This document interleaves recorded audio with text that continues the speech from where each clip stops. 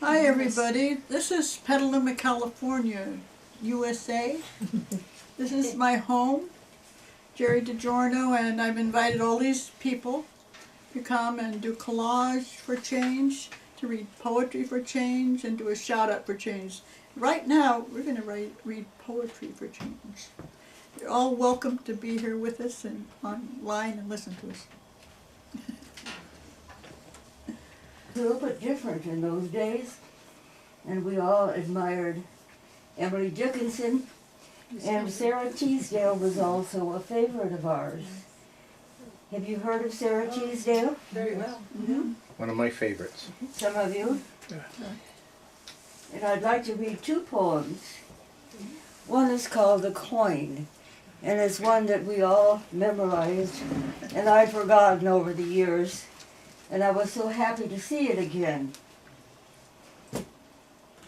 Into my heart's treasury I slipped a coin that time cannot take, nor a thief purloin.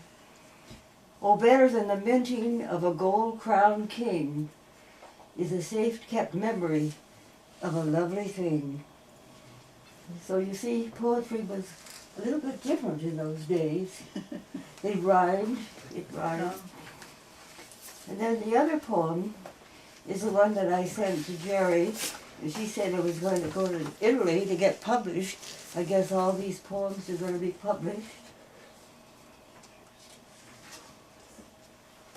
But this is particularly appropriate because of my age. Since there is no escape, since at the end my body will be utterly destroyed, this hand I love as I have loved a friend. This body I tended, wept with, and enjoyed. Since there is no escape even for me, who love life with a love too sharp to bear, the scent of orchards in the rain, the sea, and hours alone too still and sharp for prayer. Since darkness waits for me, then all the more let me go down as the waves sweep to the shore in pride, and let me sing with my last breath. In these few hours of light I lift my head. Life is my lover. I shall leave the dead if there is any way to baffle death. Oh, thank you. Thank you.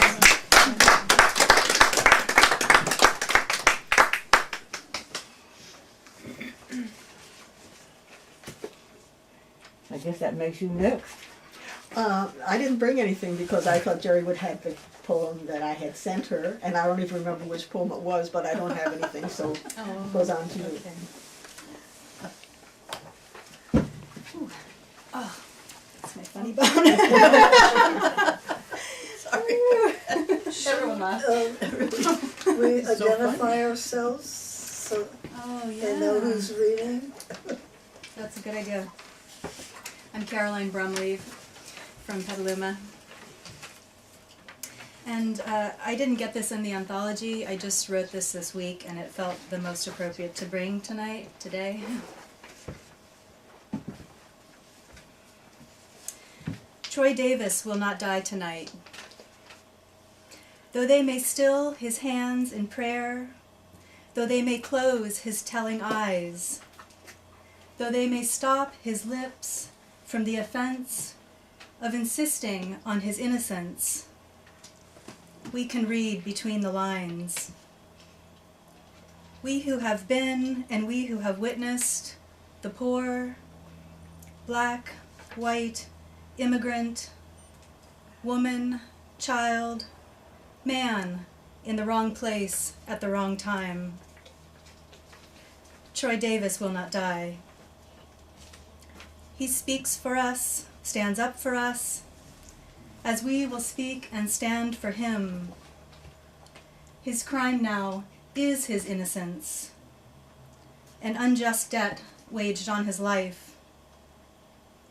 Someone has to die to cover the lies, to cover the dangerous truth. We're dispensable poor, like this young black man, accused as a child. Troy Davis will not die, will not lie down, will not consent, will not repent for a crime he did not commit. When we cry and rage tonight, and in the days and nights to come, we'll be mourning for ourselves. We'll be fighting for the Troy in all of us. By his monumental faith, by truth that can't be silenced by a needle or a knife, by his own proclamation, we will witness. Troy Davis will not die tonight. Troy Davis will not die. Great.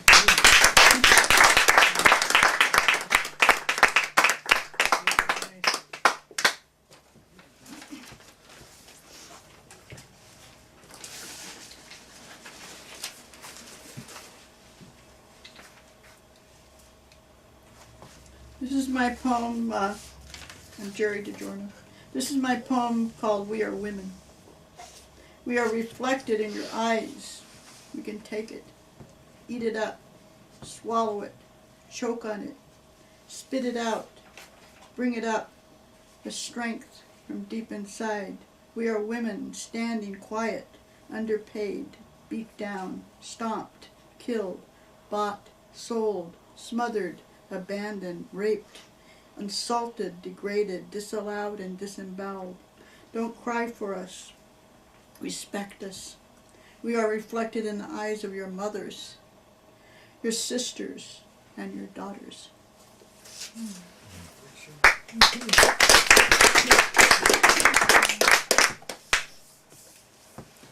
I'm Donna Emerson, and my poem is about the phenomenon of hydrofracking that you may know about.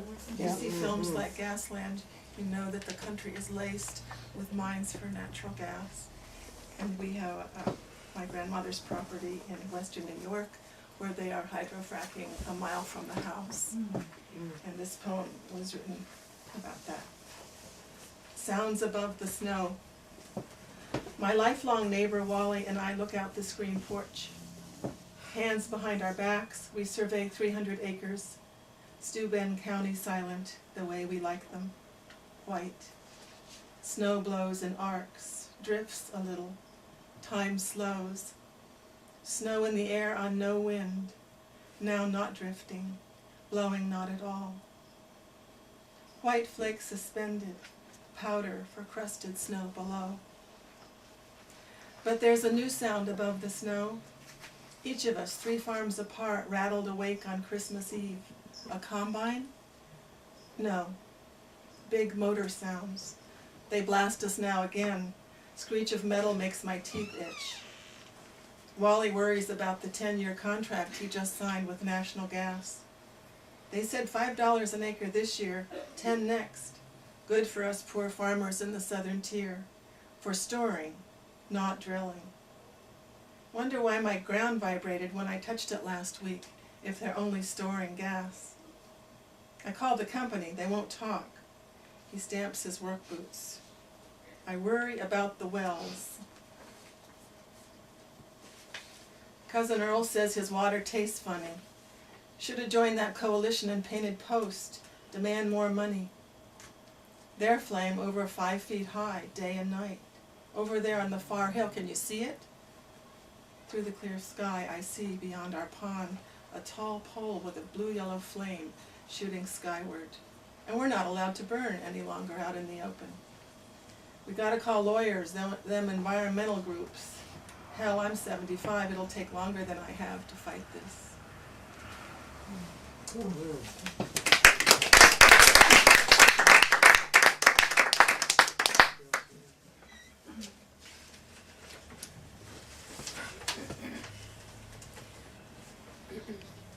I'm Nancy Doherty, and the poem I'm going to read I wrote earlier this summer, and it was inspired by an exhibit of contemporary furniture design that I saw at the Brooklyn Art Museum in New York. if I had a leaf lamp. The things she doesn't have numbers foremost in the conversation, and implicit in the air is all that I must have.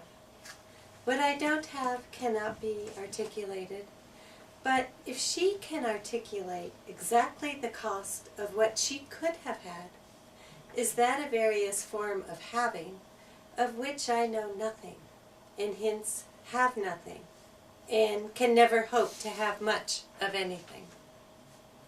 The things she doesn't have numbers in the thousands if she takes in every decade, every year, every week, every day, every sick day, every vacation not had, every vacation once had, every missed opportunity.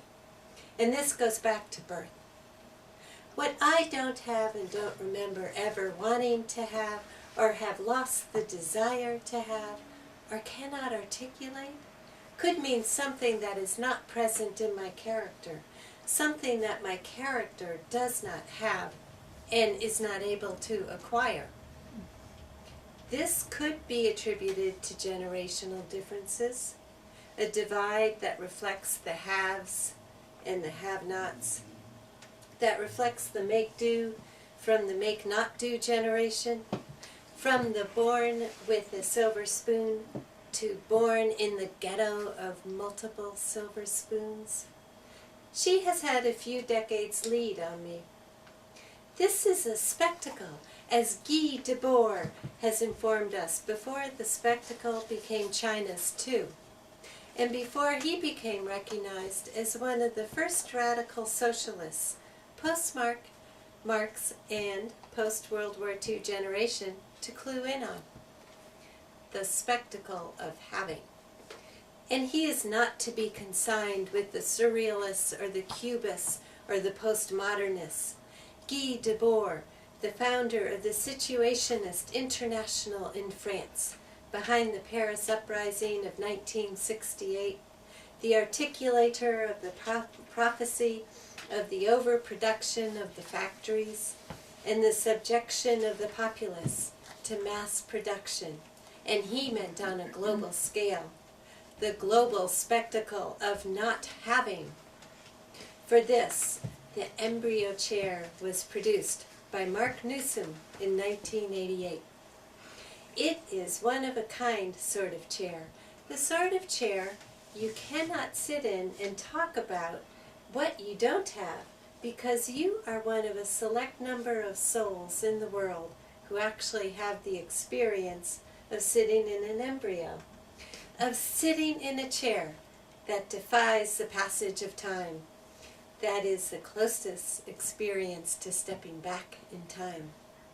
Of course, Geri Digiorno could not have foreseen the weird and idiosyncratic twists to the phenomena of not having, or fetishism of the commodity in the face of over-having, the innumerable conversations about the not having, the effect of an embryo chair upon the flesh of its occupants, their derrieres, soft, supple, dimpled, Rubenesque, the restoration of innocence.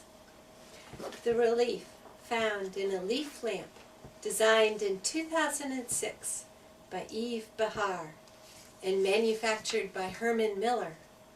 The coupling of the embryo chair with the leaf lamp to create a new Garden of Eden, a new paradigm of having.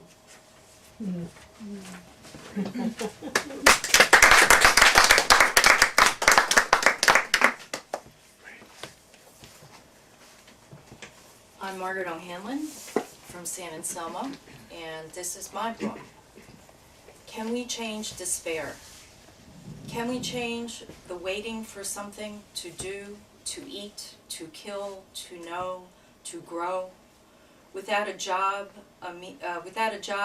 meal, hope, book, rain?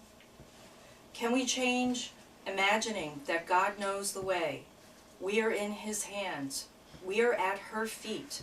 We'll bet on the candle, sacrifice sin to get some attention. Blind love, indifferent to our soft, humid breath?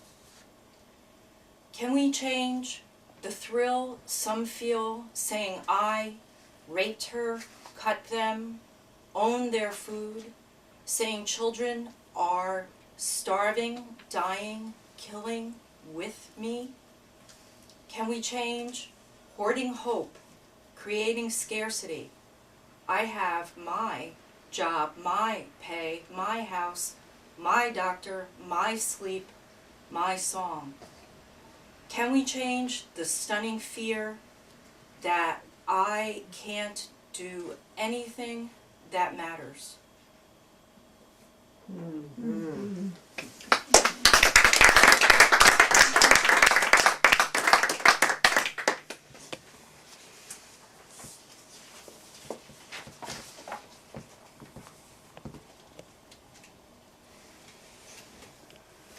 I am Claudia Chaplain from Stinson Beach. The ancient Chinese believed in the goddess Nukwa, who could sew the world back together when it was broken. How can poetry change this broken world? Truth changes humanity and its effects. My poetry voices my truth, just like the flowers bloom their truth here. Isn't it enough to just be and let be? To say yes to this world and all its living beings, from the ant to the elephant? We come together in gardens and parks. May our words seed a tree of knowledge, with roots spreading peace underground, arteries circulating in the forest, wisdoms that reach sunlit skies, transforming toxic thoughts into caring actions, sending a green wind of words circling the planet with love to cool the earth that burns from war. I pledge allegiance to the universe of poets, living and dead, united in visions of truth, love, and respect for all. That's true.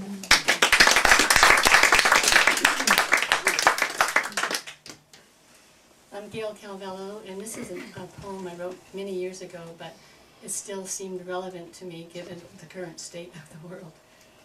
Speak like rain.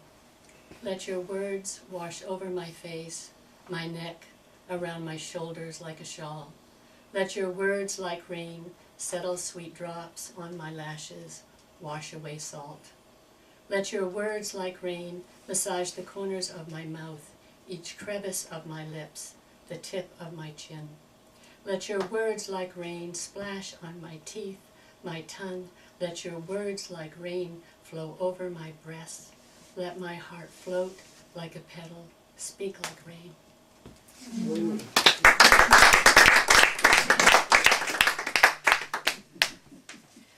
My name is Michelle Baines, and I'm going to read a poem about the homeless, because there's an increase in homelessness now. You came to me crying, trying to hide your tears, telling me that yesterday you had taken the Greyhound to San Francisco. You stood on the Golden Gate Bridge for an hour and a half. You didn't jump. Today you are here, asking for help, telling me that you have only been homeless 3 days. Last night you were sleeping by the Petaluma River. Someone threatened to kill you. You ran, staying up all night, afraid to sleep. You tell me that you haven't eaten for 3 days. Tomorrow you will buy a bus ticket and go away. You used to give seminars, $800 a hit. Lost your house to foreclosure. I need to find a thread of hope to believe that you won't kill yourself. I tell you that one day your life will be better than it ever was. That these are the times you will learn some of the most important things in life. That I don't think you're crazy. That there is hope. That you have a wife and 2 children. Today you are clean and sober. Today you got a job. Tonight you have to sleep on the street. I leave driving home thinking, I must believe.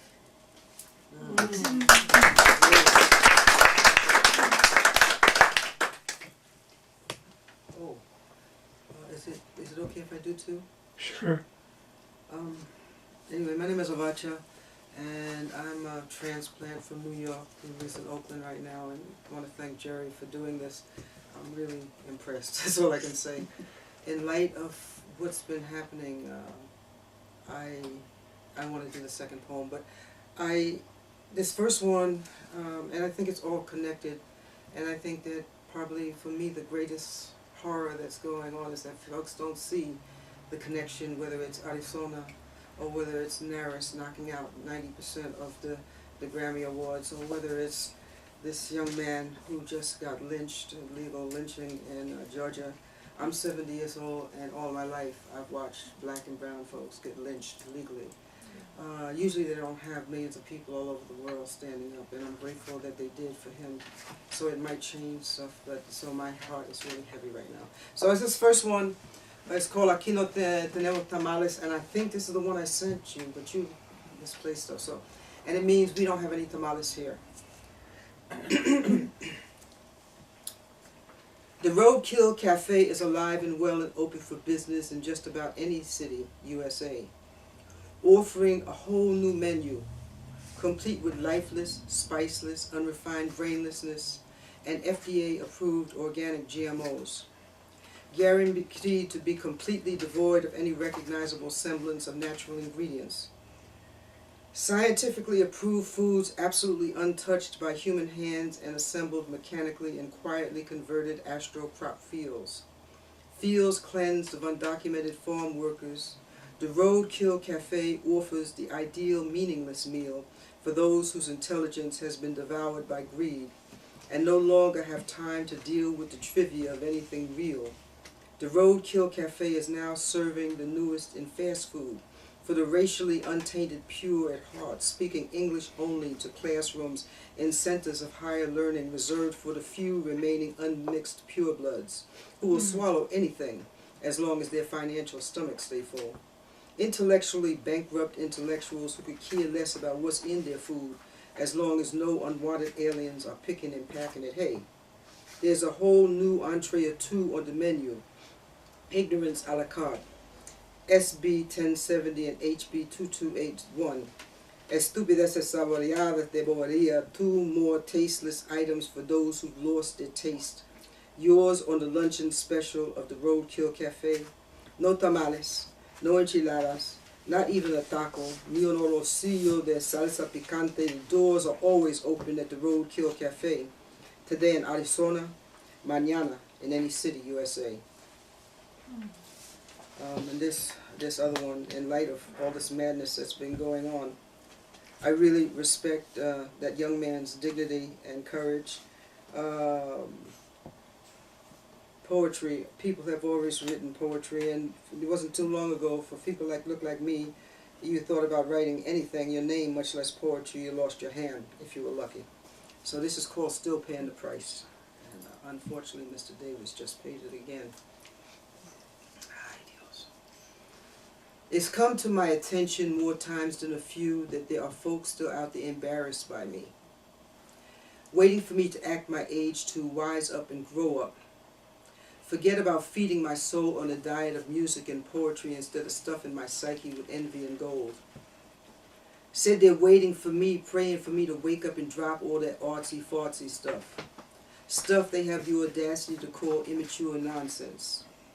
One half-drunk intellectual phony even told me my lifestyle could dishonor our mission of uplifting tradition, demanding I surrender to the blandness of their reality. Get up off my big artistic behind and find a little good old-fashioned upwardly mobile pride. Pull my head in out of fantasy land and get myself a real job. Join the morning army of the nondescript. Bliss out in some nameless cubicle and lose myself among the lost hordes of the respectively bored and the boring. But the gods chose to smile on me. Drop the gift of song on me, and when the spirits speak to me, they always come out in poetry. And every wind that blows my way talks to me. begs me to keep on asking the same old question, how many ancestors had to lose their hands for me to be able to write this poem? Has the ambition to rise blinded some of our eyes in the quest for acceptability lodged like stones in our ears, leaving us deaf and making us forget it was the unconquered power of our music and song that kept us keeping on, kept us strong? Through the lynchings and the burnings and the stonings, it was our creative fire, a creative torch that lit our desire to inspire. It was the blue rhythm in our gift, the gruesome dues behind the spiritual power in our songs all along the road to some always elusive goal called freedom. This is the gift that some would like to sit on the back burner, a blessing that some others just love to ignore, forgetting those times when we were their all and there was nowhere else to go. They don't even know they are what they're running from. How many hands were lost for us to earn the unasked for right to become the backdrop for their unending pompous talkathons? Nothing more than court jesters regulated to ambiance. New age clowns on some modern day technologically hip plantation, mindless entertainment for the literati who've obviously forgotten that the gift of intellect in the hands of an insecure fool can become a curse that clogs the mind, then self-destructs and gets swallowed up, lost in the shallow hell of an inevitable but cruel retribution. A hell born of self-hate, a bitter, unhealthy dose of disrespect turned in on itself. And even though we're still ignored by some of our own, I know we're never ever going to get anywhere near our 40 acres and a mule, but we always got this gift. It's written all over every single one of the billions of cells in our body, this gift. A stubborn, hard-headed ancestor's wish. This gift, an undefeated dream paid for by hundreds of amputated hands and broken necks, bizarre decorations left hanging from too many trees. This gift, an omnipotent, patient wish that refuses to die in this poet's eyes, and because of some of our so-called artist types continuing to refuse to stick our heads in the convenient sands of selective amnesia, somewhere this evening the ancestors are dancing, laughing and dancing and stirring it up, even in the stoic, too cool to groove halls of academia, laughing because not even fear could stop us from writing, laughing and dancing because I'm still asking, what was the cost? What was the cost? Can anybody out there tell me how many hands were lost for me to write this poem?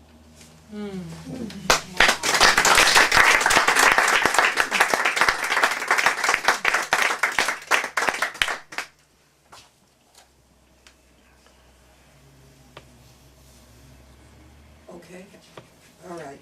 I'm going to read two poems. One is very short, and then the other will be the one that I submitted to the anthology. My name is Joan J.R. Brady, and thank you, Jerry. This was lovely, just having us all here. This first poem is simply considering ancestors, called Past Life. It was lovely back in those days, the beginning ones. I could climb trees, swing by my tail, chatter at the sun, scream when I needed to, survive together and alone. But then it all changed, and the trees were dying, and the air smelled of smoke, and temperatures became unbearable. Last time I looked, our bones were still where we left them. No one knows we existed, but I can tell you this. We had some language, and we loved each other, and we liked to build things. Perhaps we would have enjoyed each other's company. I don't know.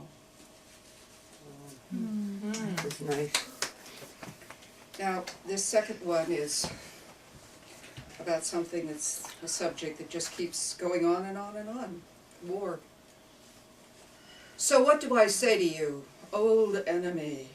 Tapestry woven in the hair of the dead, voice promising to rid the world of, to make the world safe from, fill in the blank. You are an ancient promise, made by faces on school walls, on statues, on money. You live on the blood of the young whose names you chisel in stone walls to show you remember, to show you care. And I see you, and I hear you by action, by belief, by silence, telling me you are ready for another feeding. And I listen, and I see the walls multiplying, and I know soon they will bury us, and I promise you, when we meet again, I will not embrace you, I will not welcome you, I will name you, and I will call you out for the nightmare that you are, and I will continue and continue until all that is left of me are ashes.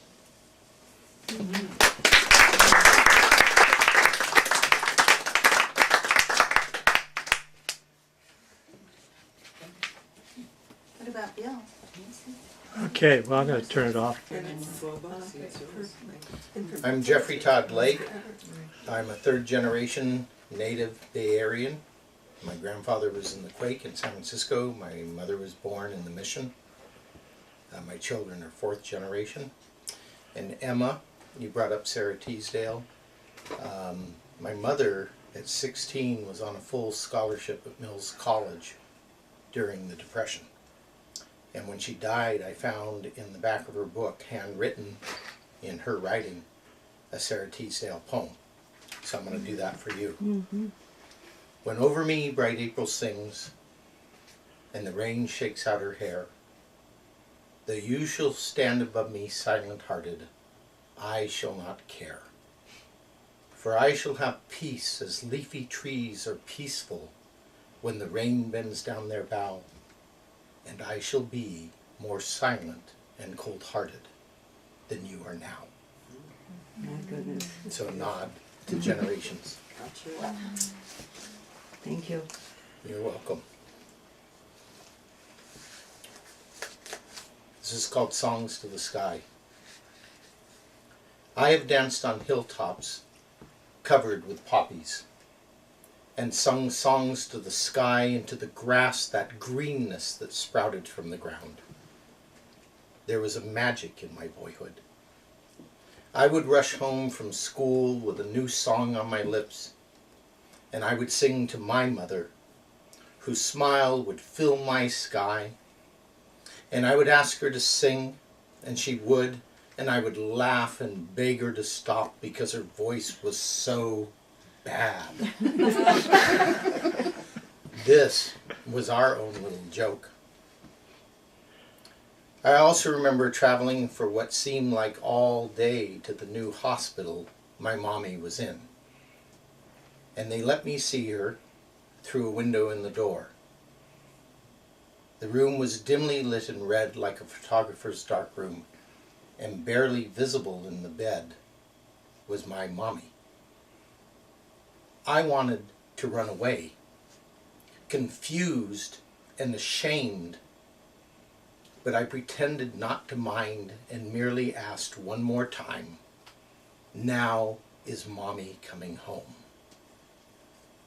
That was a long time ago, and the hills I danced in are now covered with houses and the dance bludgeoned by time.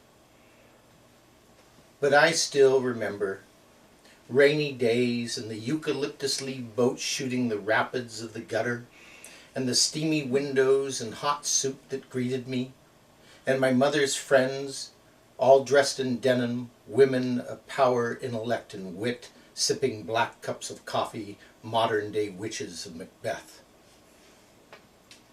For you see, the severity of grief that I feel has only increased with each year as I realize how much my mother had to leave unfinished.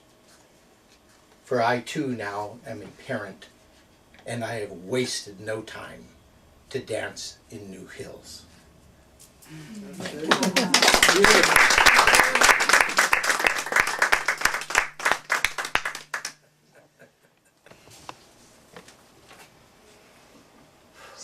I read better without my glasses, because they're the trifold kind. I can never find the right one.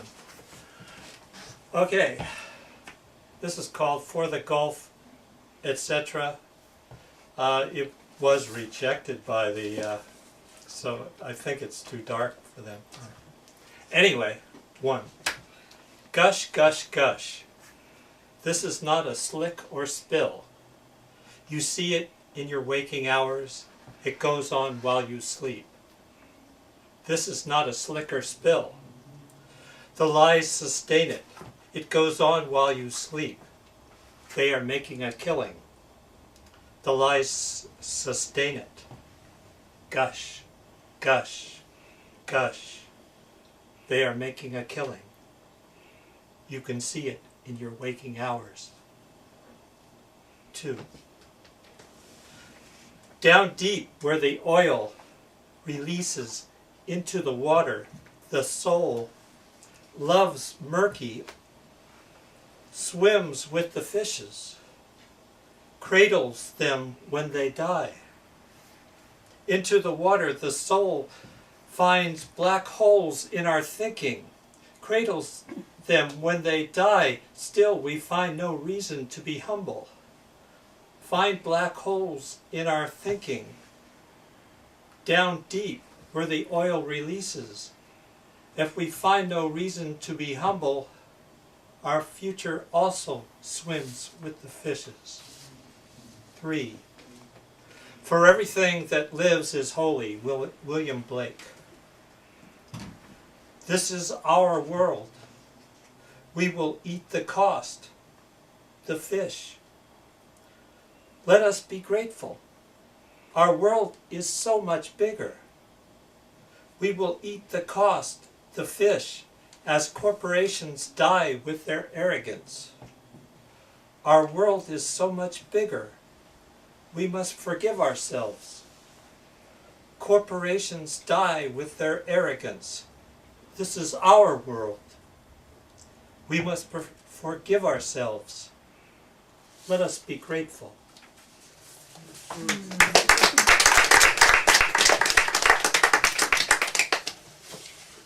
Catherine, could you come up and talk about some play you're writing or something? Say, come on. Come up and talk about something right here. Thanks, Jerry. I'll wait for Jerry. My name's Catherine Craig. I'm a filmmaker, and I've been working on a screenplay that Jerry's mentioned that I'm doing. I'm trying to reframe the societal vision of the battered wife, and I'm also trying to create a film that invites men to not commit, condone, or conceal domestic violence, as I don't believe that domestic violence is really a woman's problem as much as it is a problem of male violence against women and some of the just kind of silence that there is about it. I'd just like to see it change. I'd like to see us be able to change the situation the same way the Mothers Against Drunk Driving changed drunk driving, that it's no longer accepted for someone to have a few and drive home on a street full of children, that it's societally accepted that that person go to jail, and that consequences be had. And I'd like to see that change about domestic violence. So that's my purpose in life, and that's my 91 very tightly written pages poem. But it's a screenplay, and it's doing well, so thank you.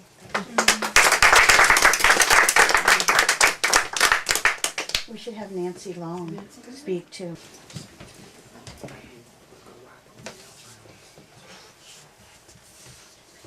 Hello, I'm Nancy Long from Petaluma, and I believe poetry can change the world. I make words, theater, and poetry part of my life ever since I was a little girl. Words have a very powerful impact, I believe.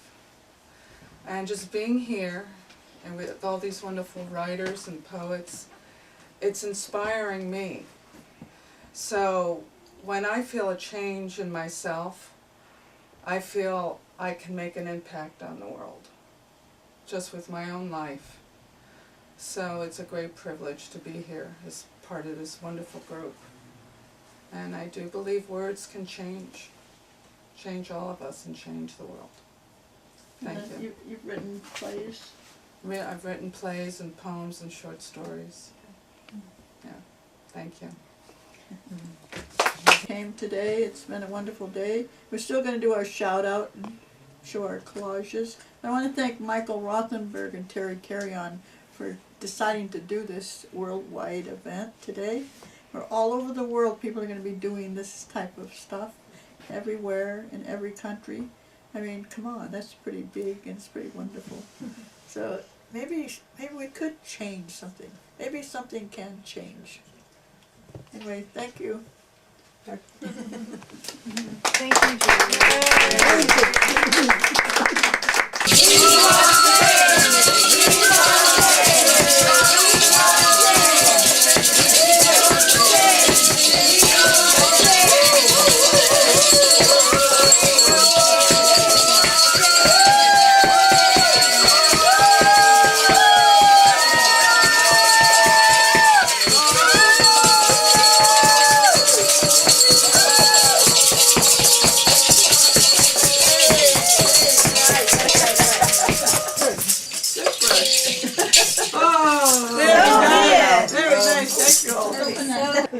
Okay, 1, 2, 3. Emma, say something. Avancha.org. Okay. Yeah. And I'm also on Facebook, but I won't put you in a list. You could say something about it if you wanted to. Because You could say something about it. I'm on the air and I get all these If I read the second poem, They sort of about it. say child pornography. My name is Emma Weber. This is my first collage. I make altered books which are similar. And I make braided rugs and hook rugs. And I'm still having a good time. Right. And so I just made it. thank you. Okay. Is that a Saturday? They're punk. Okay. No. Okay, we're going to do it. It's a Monday or a Wednesday. It's a weekday. Can't remember. Well, you know, we met originally because you came to an event at the Petaluma Library for the International Women's Writing Guild. Somebody that told I me had somebody wrote. That's getting right. all together. So we met Oh, 5 yes, years the other day. yes. I had hair down my back. Story That's last right. night. That was lovely. That was a fun event. Yes, it was. So we've continued with Lynn and some other poets. Right. And it was so, I hate that they killed him. I can't, you know, now they have, they did DNA on it, didn't they? Because they You know, I said they wanted admire her work so to have much. DNA taken because eventually to prove, there's a way to prove that he was innocent. He was still, You want to say something about it? Just, I haven't done a collage in many, many years, and I think I'm going to start doing collages again. Huh? I can't wait to watch that he's going to be careless. I didn't see a lot of that periphery stuff, but I happened to be off that day, so I was just kind of tuned into it all day So on shall I Wednesday. leave you some of these to let people know? Individual and seeing that he got a reprieve.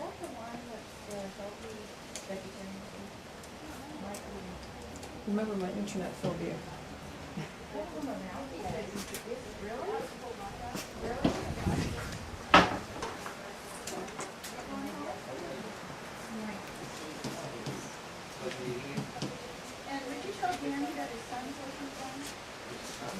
Yeah, hold that now. Oh, yeah. Hold on, let me zoom up on it. Okay. All right.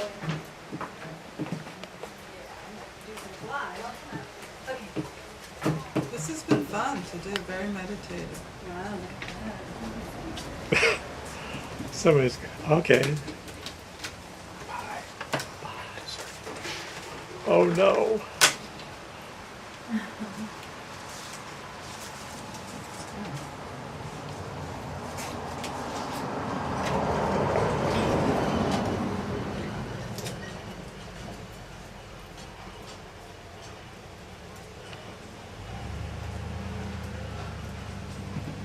Okay. That looks beautiful on film.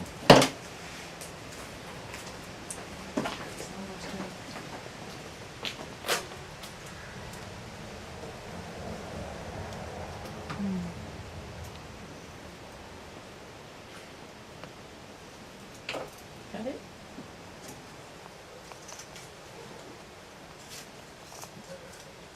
Okay. Want to say anything, anybody? I like your t-shirt. I just enjoyed doing this. This was an unexpected surprise. It's like a meditation, and it's very grounding, and it's very soothing, creatively, to do. We worked in silence most of the time. Yeah.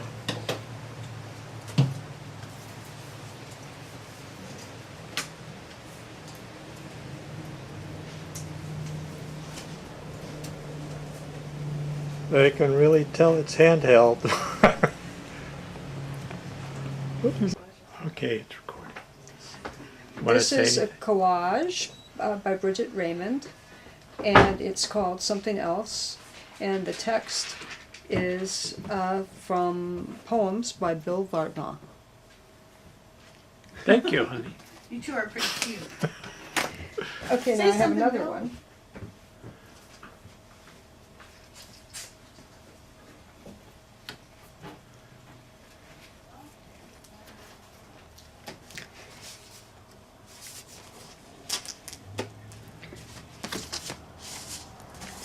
And this is another collage that I did.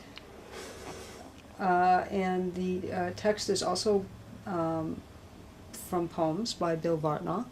This is called Agreements. And I also did this for 100,000 Poets for Change.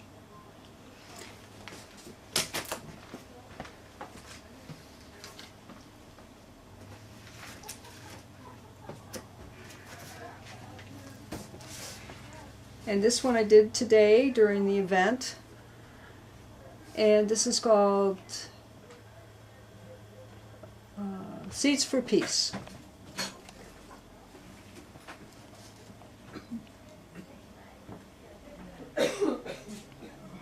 There, it's focusing.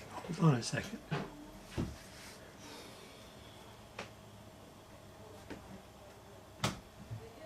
Okay. Okay, thank you.